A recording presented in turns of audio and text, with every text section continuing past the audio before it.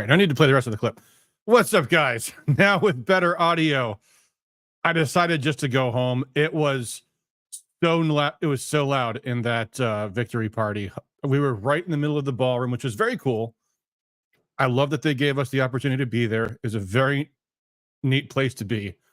But man, not quite set up for having guests on the stream in that location. And we actually found a quieter spot that's like towards the front. But, you know, it was as much as I love seeing everybody there, and I saw a lot of friends. I love being out like that. But it was also kind of distracting. And honestly, this is the place to be. I could barely even hear myself think in there. It was so tough. So, and the nice thing is, no more suspense. No, that's sitting around waiting for the results to come in because it's looking pretty dang great, folks. And I am probably the last to have gotten that news. You have probably already seen that the needle has moved very, very sharply in Trump's direction. Holy moly. Electoral College estimate, Trump 301 and beating her in the popular vote too. Which I think is that, I mean, obviously winning is everything, but winning the popular vote too shuts down that pathetic, mean-spirited argument you hear from liberals all the time. Oh, but he actually didn't win the popular vote, and we should have a national popular vote because every vote should count the same. Yada yada yada yada. Whatever. Trump is up in Michigan. Trump is up in Wisconsin, Pennsylvania, Nevada, Georgia, North Carolina, and Arizona. The only swing state it doesn't look like Trump's going to take is, and they weren't even like on the map. Like there was some internal polling that Trump's campaign apparently had that said they might even win New Hampshire and New Mexico, but that was a bit of a stretch. Nonetheless, I mean, unless something crazy happens later tonight, which you never know, but fingers crossed. This is looking better than it looked 4 years ago, by far.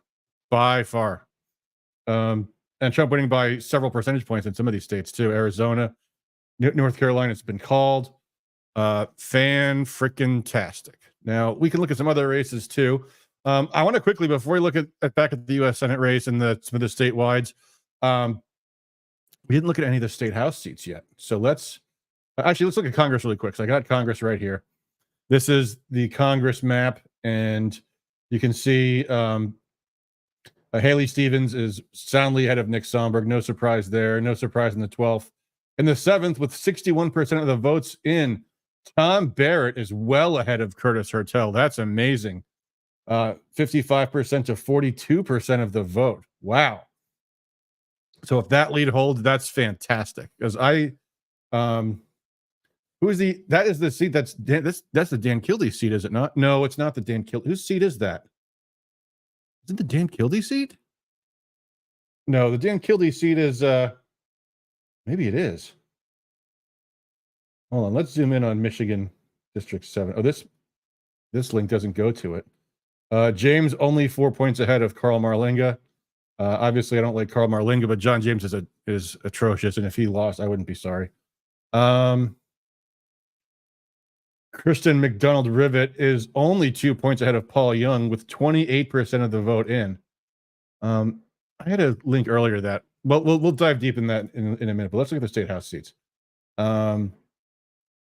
Because we've got some numbers, although a lot of these are not enough numbers. You can see the races that we're really looking at here. These low district numbers are all Democrat seats.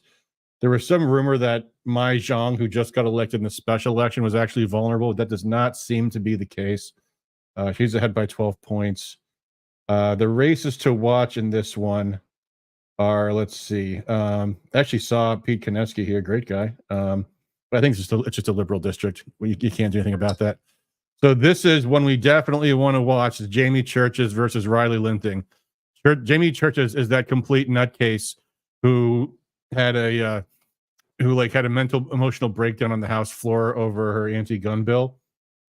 And Riley Linting is our state party's youth chair, who's I think she's only 18 or 19 years old, and just ran a really hard campaign. But no results in that race yet. Another one is Jamie Thompson, who has been a guest of the show and has done really well in a very tough blue-collar district. even voting to support right to work, which she was told to be very difficult. So we'll want to keep an eye on that one.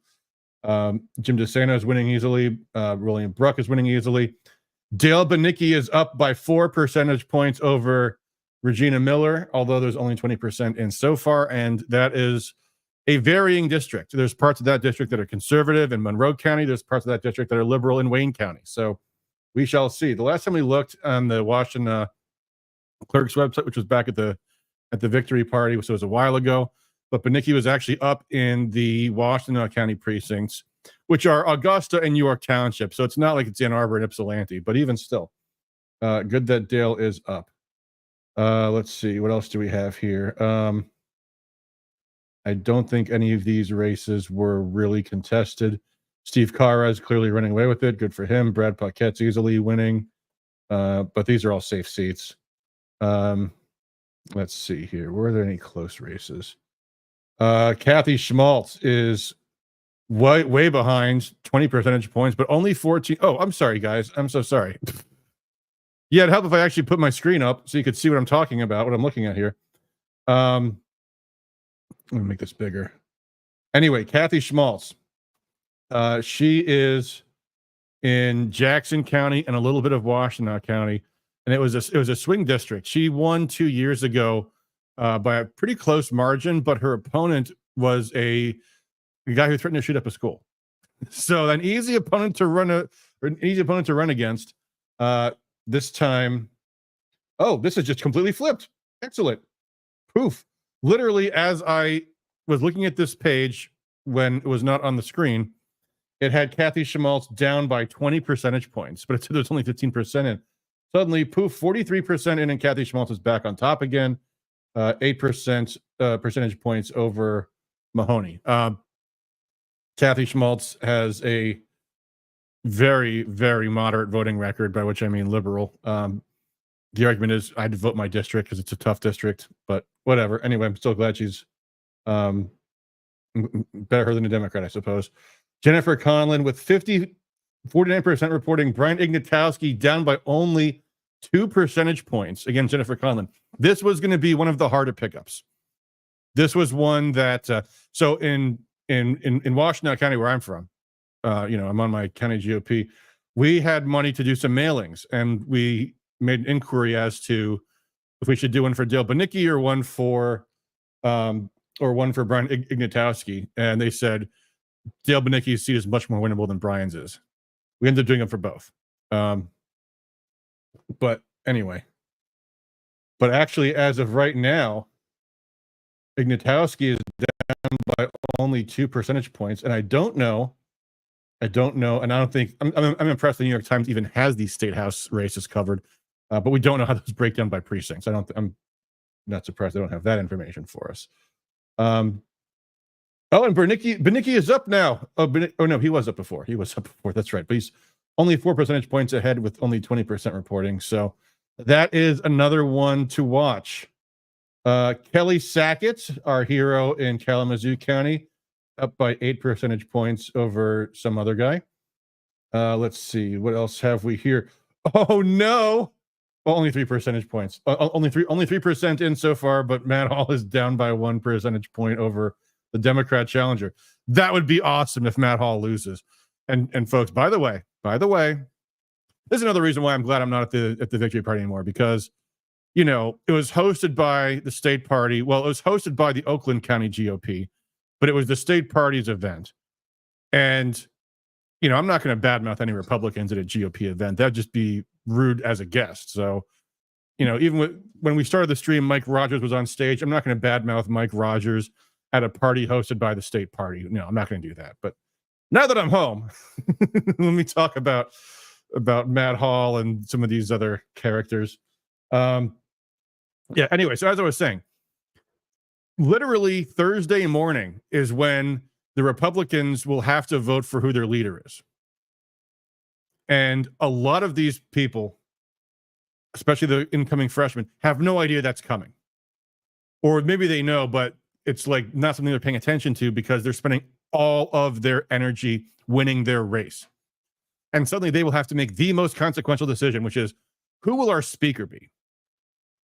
And Folks, this Republican victory, if it does come to pass, is oh, look at that. Ignatowski is now 0.3 points behind Jennifer Conlon. Go, Brian, go. Anyway, Matt Hall. For those who don't know about Matt Hall, when he first was a freshman, I worked for Rep. Riley, who was the vice chair of the oversight committee. Matt Hall was made the chair over John Riley because Lee Chatfield's a douchebag. But I remember noticing, because I had to work with Hall's office, that he went through a lot of staff very, very quickly.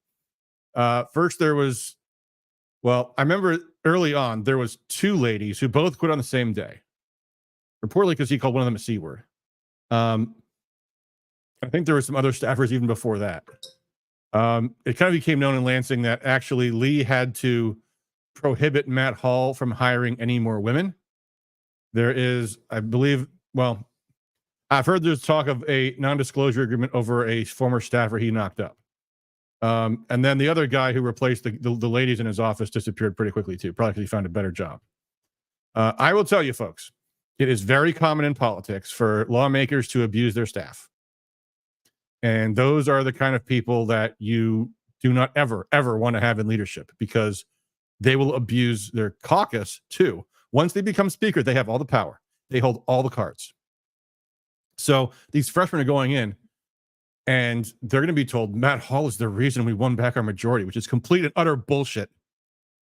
They won despite Matt Hall, not because of him. But here's the thing.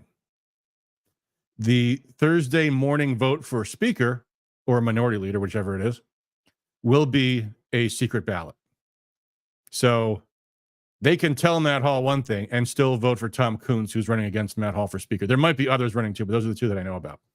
And there would be a runoff. So you got to talk to your Republicans, your House Republicans, and let them know. You better not, if you know what's good for you, do not vote for Matt Hall for speaker. You will be on the butt end of terrible abuses. And I don't know all that much about Tom Coons. His voting record is middling in terms of what our Rescue Michigan numbers showed. Nothing outstanding, but also not bad. But the most important thing in a speaker is how they treat their members, how they treat the colleagues. The best speaker we've ever had in the State House, as far as I know, was Tom Leonard. And when Tom met with John Riley after he won his race, Tom says to John, look, John, I'm going to tell you the same thing I told everybody else. I'm not going to promise you anything at all, except that I'm going to be fair. And we actually knew that Tom Leonard was the more conservative of the other guy. Rob Verheulen was the other guy. So John voted for Tom Leonard for speaker, of course. And Tom was true to his word. He never pressured his members. He never punished his members. As a matter of fact, he rewarded the conservatives. He gave them excellent, and the freshmen too. He gave the freshmen good committee posts. He gave the conservatives great committee assignments. Jim Runstead, who was treated like garbage by Kevin Cotter, got chair of judiciary. Tom Leonard was the best speaker we ever had in the House. The other guys, Lee Chatfield, Kevin Cotter, they were tyrants. So this is a very, very important decision that every single incoming freshman has to make. And the people who are not freshmen should probably know this. I mean, I'm sure they know that from working with him. But maybe they don't. Maybe they don't. Maybe he puts on a good face for them. But they should think long and hard about who they want their next speaker to be. Anyway, Jason Wolford won handily. This is quite a race in the primary, by the way, folks. If you recall, that was like a 4-way primary between the incumbent was Bob Bizot, or Robert Bizot, and he was going to retire. And then Matt Hall says to him, you can't retire. You can't retire, Bob. I need your vote for speaker. I need your vote for speaker so badly. Wolford ran 2 years earlier in the 48th district, this one. And Bob Bizot talked Jason Wolford into moving into the district, selling his house and moving into the district so that he could run for the seat. He was his handpicked guy. And then after he moves, Bizot goes to Wolford and says, sorry, just kidding. I'm running for re-election. So there was those two. Plus there was another guy, Dominic Restuccia, who's a campaign operative, former staffer for U.S. Senator Mike Lee. And he ran what I thought was an impressive campaign, but Wolford And then there was also Christy Lake, who is the wife of another political operative, Dan Holohan, or I'm not pronouncing his last name correctly. Sorry, Dan. So Woolford won that hard-fought primary and then easily won the seat. So it was a Republican seat. Maddox's been called. He easily beat off his primary challenger and easily beat out the Democrat there. Brenda Carter actually met. Is it Melissa Schultz? I met her tonight. Nice lady, but it's a Democrat seat. That's just the way that goes. Donnie Steele. This was a tough seat. The Republicans were worried about losing, up by 8 percentage points. Mark Tisdale, another seat Republicans were worried about losing, up by 20 percentage points with 39% in. And that district is like just, I think it's basically just Rochester Hills. So I don't know why there'd be any kind of geographic thing going on there. I don't remember if this was one that we were trying to pick up. I don't know. But either way, we're not. Tom Kuhn won re-election, looks like, very likely. Yeah, these seats I think were all pretty safe. Phil Pavlo was, or no, not Phil Pavlo. That was the older Pavlo. His cousin, I believe it is. I can't remember his first name right now. But he has handily won that seat. We got involved in that primary too. Jamie Green, friend of the show. Congratulations, Jamie. Reelected. Josh Shriver, also a friend of the show, reelected easily. Very good. And these other races, I don't think any of these were particularly going to be close. Whitwer doing surprisingly poorly with 89% and almost losing her seat. Oh my, that'd be so good if we got rid of Angela Whitwer. Gina Johnson won re-election. Rhino. Angela Regas. I'll keep my lips zipped about her. Let's see. Any other races that were close? This one, I think we were trying to pick up with 36% in. It doesn't look good, but that might be a geographic issue at play there too. I don't know. We'll see. Tommy Brand was a lawmaker. And then I think because of districting, he got out. He had to run against somebody else for some reason. I don't know what the story was. Brand Steakhouse.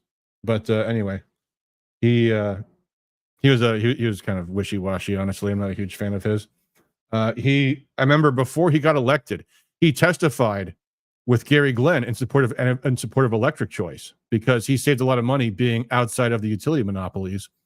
Then we got elected. Guess what? He voted with the utility monopolies because, money. Anyway, what else were we looking at here?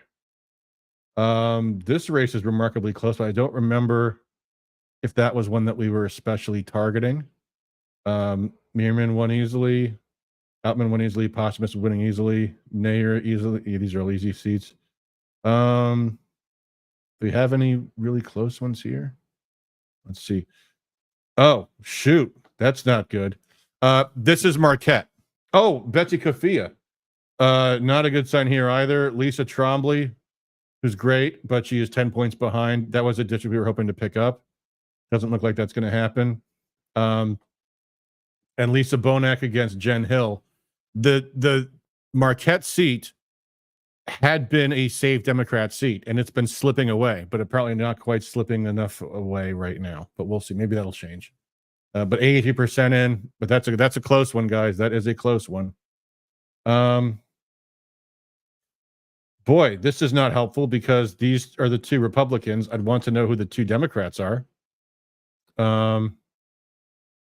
So I guess they didn't get that race right because they didn't program it correctly or something. So not telling us how Nikki and Tom McMillan are doing for the State Board of Ed. Nikki Snyder and Tom McMillan, of course, the two Republicans. The two Democrats are not listed here, so this is not an accurate way to tell who the winner would be. And it looks like we have the exact same problem here with the university boards too. With 29% in, it's looking bad for Bolden or for Fink and O'Grady, which unfortunately is not a surprise because the state party did absolutely nothing for them as far as I could tell. But there you go. So very bad news about the state Supreme Court. I have a theory about the state Supreme Court, which is that after Fink beat Boonstra, O'Grady and Boonstra were John Yobb's candidates. And the state party is basically owned by John Yobb at this point. I wouldn't be surprised if his attitude was, let them lose badly, so that we send a message that you can't win without me. You vote for my candidates or you're going to lose. I wouldn't be surprised if that was Jobs' calculation. Not at all would I be surprised if that was the way that went down. Because the party they didn't even have O'Grady signs. They didn't have any O'Grady signs. Fink did his own thing. And they're polling well behind Trump, obviously. So that's not a good sign. Speaking of that, let's check back with the map here. How's that needle looking? Oh, it's looking better and better. Oh, better and better. 91%. That's what it was before, wasn't it? 91% chance. I guess the needle actually looks about the same as it is. Oh, sorry, guys. Yeah, I'm over here. Needle looks actually exactly the same as it did before. So there you go. There is that needle. All right. Anyway, let's go back and see if we can learn more about the Michigan, the U.S. House seats. Michigan House District. So yeah, here we go. So this is from NBC News. Tom Barrett up 10 percentage points with 60% of the voting in. So nothing from Clinton County yet. I don't know how Clinton County would break because part of it is Lansing, but the rest of it is like St. John's. It's I don't think it's particularly liberal at all, except for Lansing. 53% of the Ingham County vote is in. So there's another, and that is what Tom Barrett behind 10,000 some votes, 11,000 votes. So he might lose another 11,000 votes from the rest of Ingham County. Eaton is almost gone. Shiawassie's half in, and he's up by 5,000 votes there. So he might get another 5,000 votes, but lose 10,000. No, 11,000. That's a net of 6,000 lost.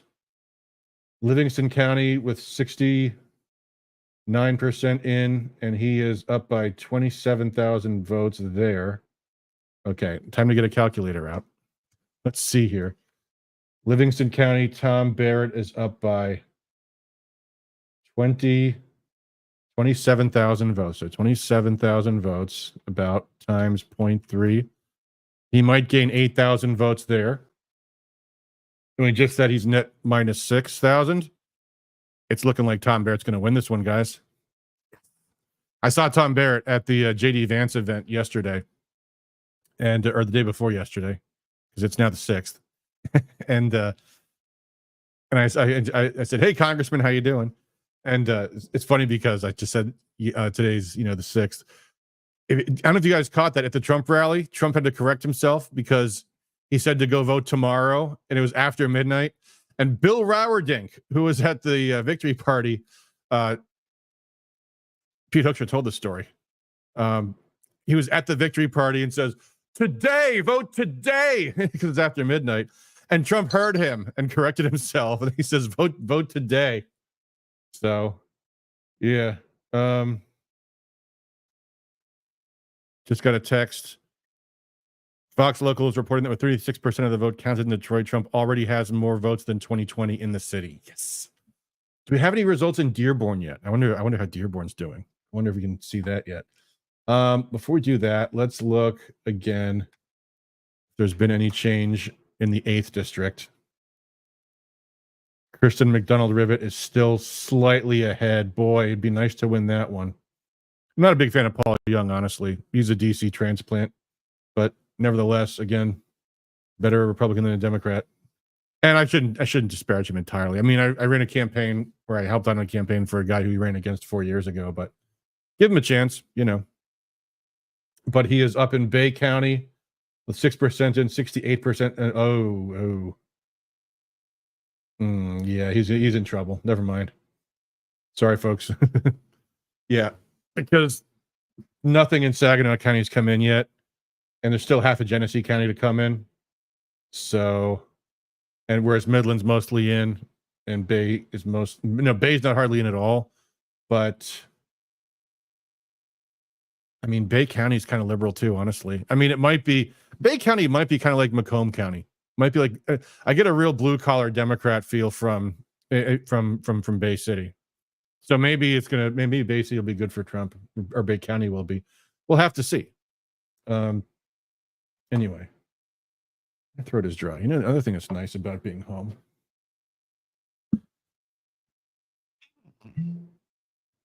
Have some whiskey. Why not? It's election night. Oh, I'm sorry, folks in the chat. I have been ignoring your comments this whole time. Barry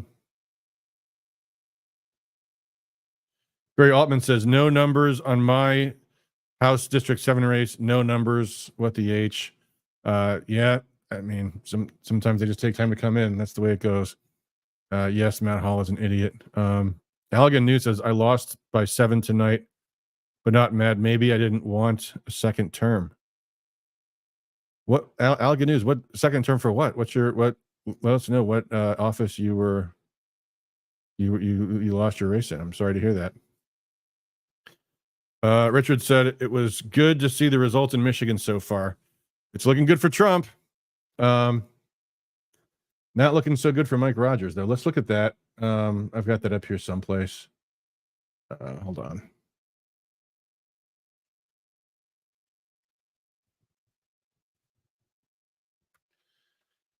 Slotkin versus Rogers. Where are we at? Oh, Rogers is up. Oh, good for him.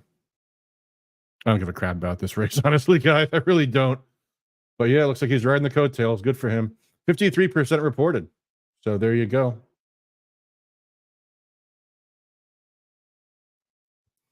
FBI is up over the CIA. Good for him. Stephanie Scott says, count the votes, Michigan. Yeah. Yep. You should always point out to people, not that they don't already know it, our elections were frickin' perfect until 2018. Everything was done on the night of, and nobody had any complaints about it until Jocelyn Benson became the Secretary of State. And Democrats rewrote our election laws and the Constitution, but there are millions and millions and millions of dollars in outside spending. Well, we'll see if that lead holds. What, 4 percentage points? That's not bad. That is not bad at all. And that's a big turnaround, too, because she was way ahead of just a few months ago.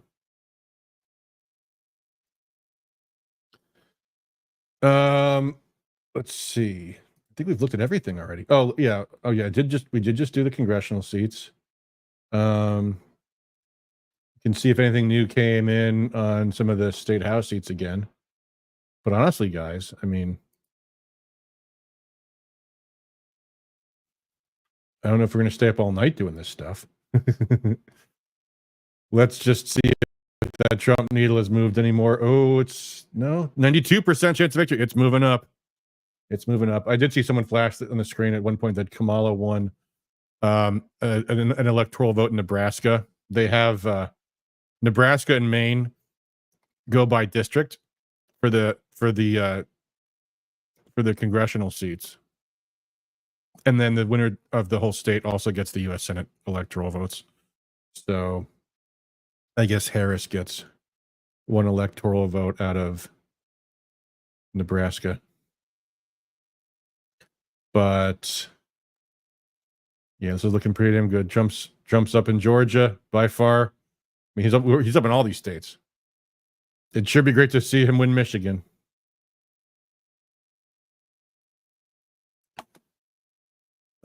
What else did I want to cover? I think that's it. We don't really, I mean, I'm sure we've got local elections and stuff too, but it's looking really good for that state house right now.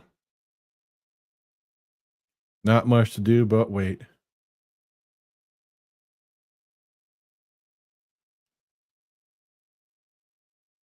This is the Michigan forecast? Yeah, this is the Michigan forecast. Leaning Trump. Keep leaning. 56% of the votes in. I don't know, guys. I'm feeling pretty good. What about the House overall? What's the House overall number? House overall number could take days or weeks. Yeah, right. They really just aren't saying. I mean, we're up now, but you know, that doesn't really prove anything because there's all these other races that we don't really know how well they're doing. Oh, I like how in Washington they have a Republican running against a Republican because they've got that jungle primary system going on there and two Democrats competing against each other. Funny. Oh, sorry. I'm looking at this map over here now. Sorry, I forgot to click over. Let me know in the chat, guys, if there's any other races you want me to take a look at. But I mean, I would say overall, sad to see what's going on with our Supreme Court. But what can you do? That's the result of having an inert state party for a full year before we took out the garbage.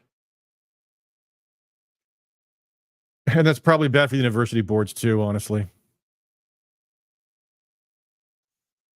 But we'll see. In 2016, I remember having a big question about what the results would be in the general on the question of whether Republicans would ride Trump's coattails into power, or whether there might be a significant number of voters who say, you know what, I like Trump, I'm voting for Trump. All I've heard is these other Republicans like Rick Snyder bad mouthing him. They can all go fuck themselves. I'm voting for Trump and nobody else on the Republican ticket.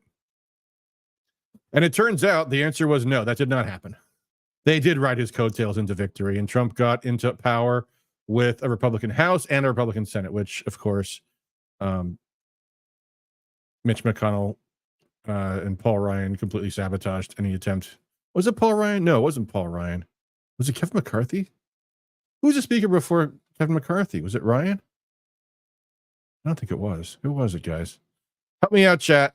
I can't remember. And I'm not going to look it up. Maybe it was Paul Ryan. I don't think it was Paul Ryan. But I don't think it was Kevin McCarthy. Is there somebody I'm forgetting? I don't know. Anyway, point being, Trump had the House and the Senate and still barely got anything done in his first 2 years. Thanks to those jerks.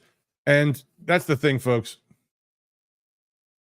Even if Republicans have a fantastic night tonight, the battle has only just begun.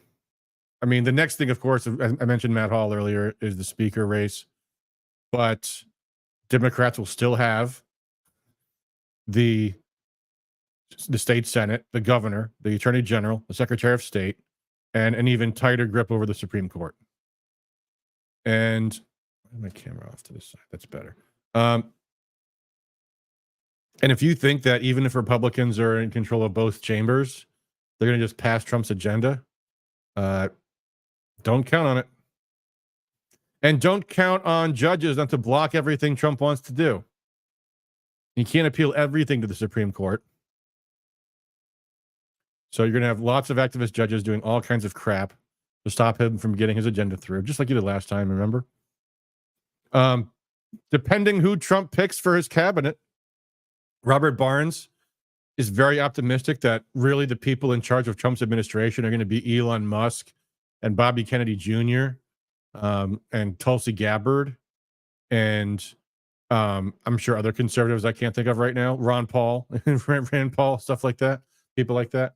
Thomas Massey for Agriculture Commissioner or something like that. Maybe. But I would not be surprised if that's not what happens. There's been a lot of talk about Rick Grinnell for Secretary of State. Gag me. If Trump picks Rick Grinnell or Mike Pompeo for any role at state or defense, the Trump administration is going to be a failure from the get-go. I mean, maybe after a time he'll fire him and bring in somebody better, but those guys are hardcore neocons. They're not going to be supportive of anything that we've voted for Trump to do. These are the guys that wanted to lock up Julian Assange and Richard Snowden for telling Americans the truth about what the government does. If Mike Rogers gets in, you think he's going to be voting with Trump on withdrawing troops from Ukraine? Bad chance. Now, Trump can probably withdraw the troops all by himself. He doesn't need this. The Senate doesn't get a vote on that. But you know what I'm saying? Mike Rogers' entire campaign was, let's go to war with China, a country with 3 times our population and about 3 times our manufacturing. Actually, probably way, way more than our manufacturing base. Let's have a war with China. See how easily you can buy a phone. Oh, don't worry. The parts made in Taiwan, yeah, those will still come. Yeah, right. Yeah, right. Oh, if China makes a military move on Taiwan, that's a war that'll be over in like a matter of days, not weeks or months or years. But we'll see. We shall see. But the fight will not stop, guys. The other thing that's going to happen in a moment is the lame duck session. If the Republicans win the state house, Democrats will pass every single thing they possibly can, and that's going to be almost everything. Every crazy, radical, left-wing piece of garbage, everything to improve their political advantage, billions and billions of dollars they're going to spend. All of it's going to be on corporate welfare.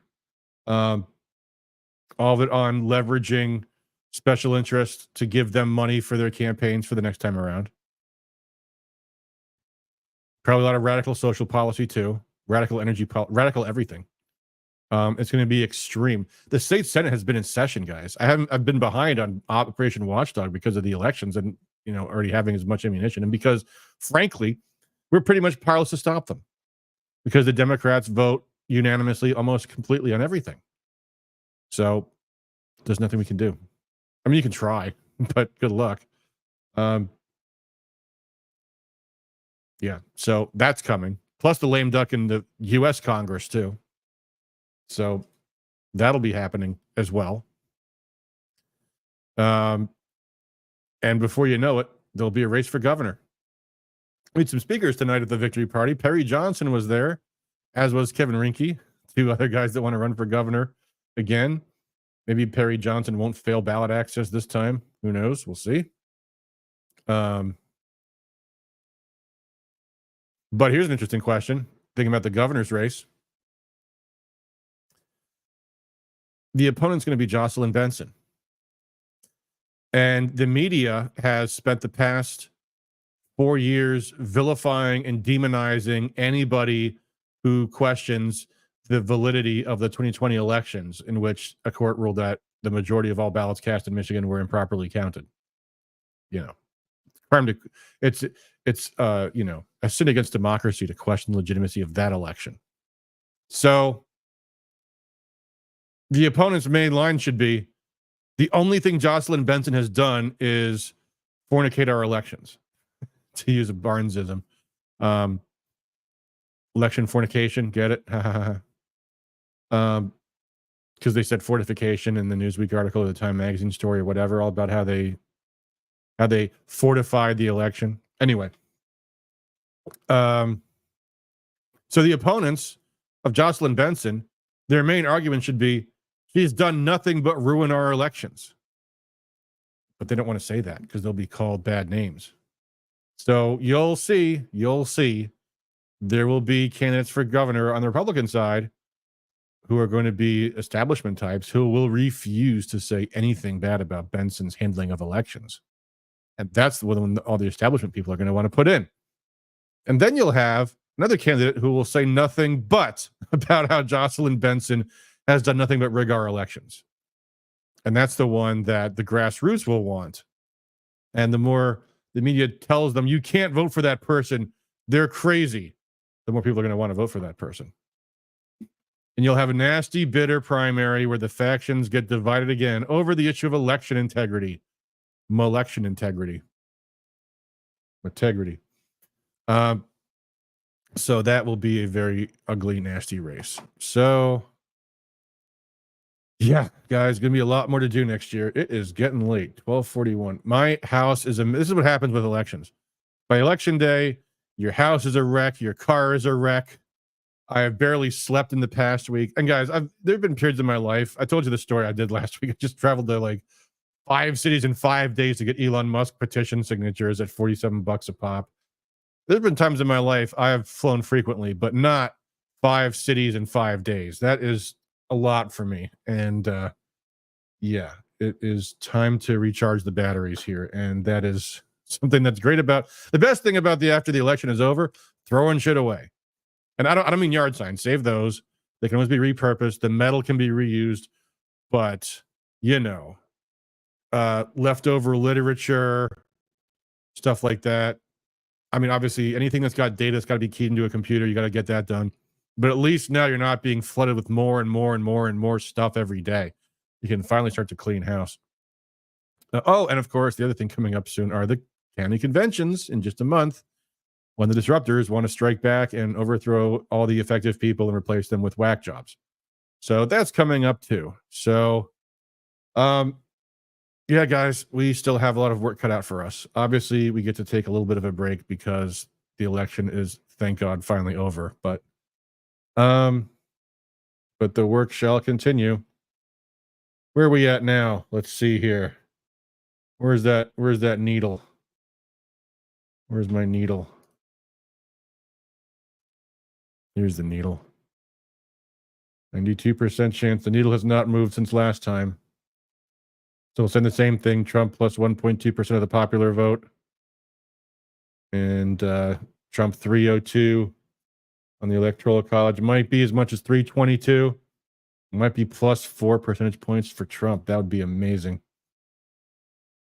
This doesn't look much different than it did the last time we looked at it. Anything new in the state house seats? Let's see if there's been any motion in the state house seats. Still no news in the congressional races. Where's my state house seats? I must have lost it. Hold on, let me open it again.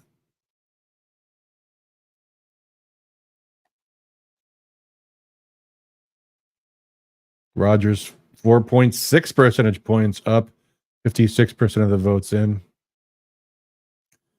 Tom Barrett, plus 13, 68% of the votes in. That's holding. McDonald Rivet, who knows? I think she probably got it, unfortunately. Where's my state legislature? Here it is. Anything new here? Let's see.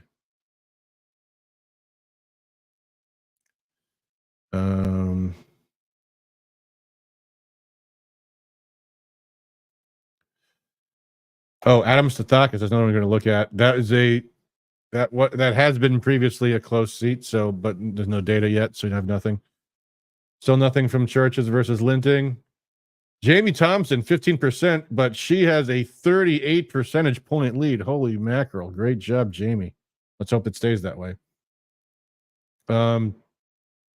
Benicki up 12 points now with only 26% in, but that's a great lead right there. That's fantastic. 12 points. Let's see. What else were we looking at here?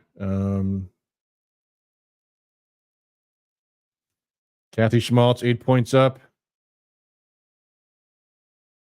Brian Ignatowski down. I think that's the same as it was before. Brian Ignatowski's 0.3% down.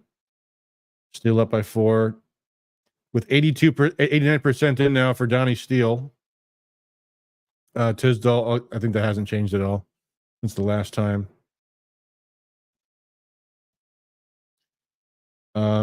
These are generally, I would say, good results for the Republicans, guys. Probably still too close to call to say that we've won the state house, fortunately. Chipman is up over Snyder now by 1 percentage point with 35% reporting.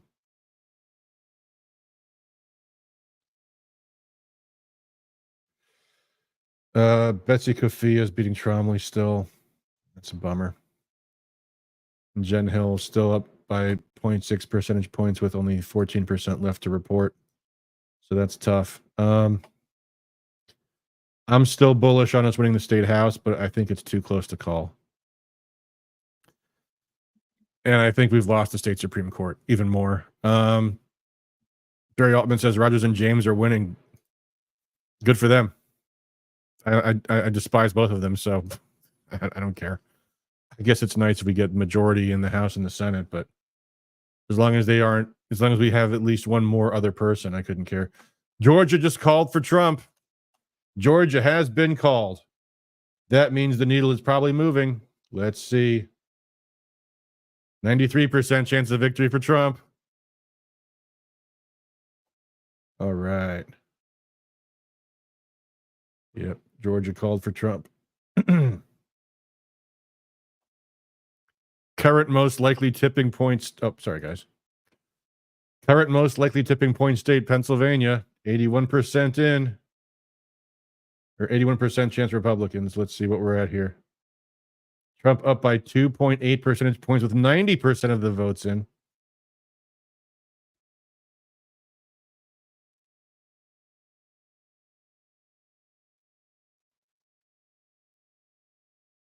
Look at how these dishonest motherfuckers put this garbage in.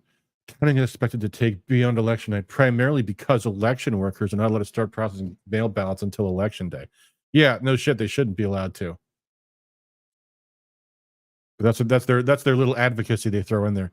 You see, wouldn't it be great if we could start counting the votes early? Scumbags. Anyway, guys, I think that is going to do it for us for tonight. I am exhausted. I am ready to get some rest, and we can see what the results will be tomorrow morning. So, yeah. All right, guys. I'm going to sign off for the time being. As always, thanks for everything you guys do for liberty. And yeah, let's make America great again, huh? Because I think we got our new president.